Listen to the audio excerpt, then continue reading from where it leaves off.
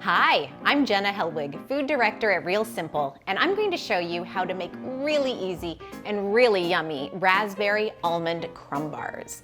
The secret is to use your favorite raspberry jam for both ease and deep flavor. First, we're going to blitz together a mixture that will serve as both the crust and the topping for the bars. We'll add 1 cup whole raw almonds and 1 cup granulated sugar. And process. We want the nuts to be finely ground here, so my tip is to process them with the sugar so they don't turn into almond butter.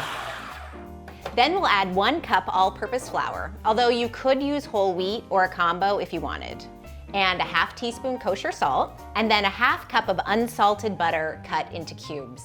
I love Kerrygold for its rich flavor, it's so good. I'm going to process it until large crumbs form.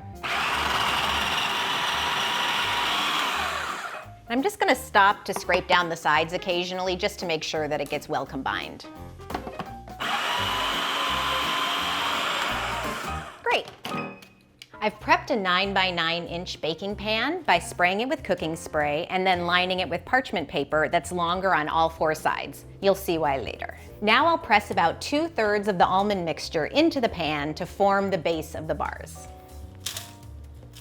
And you don't need to measure this, you can just eyeball it.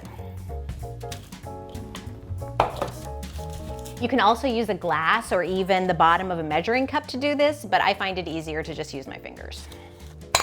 Then I'll spread 1 cup of raspberry jam over the crust in an even layer.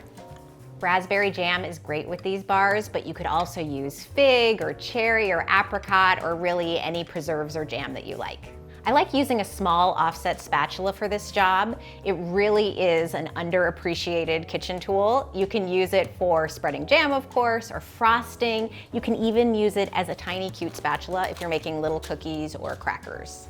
So I'm gonna take the rest of the almond mixture and crumble it over the jam.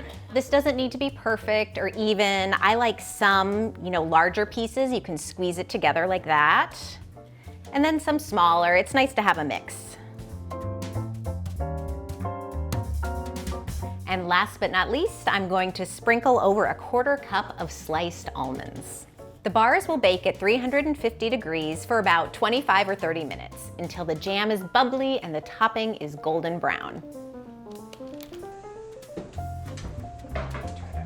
So I let these cool completely. It took about an hour. Remember the longer sides on the parchment paper? These both help keep the bars from sticking, but also act as handles when I'm taking the bars out of the baking pan. And I'm gonna cut these into bars.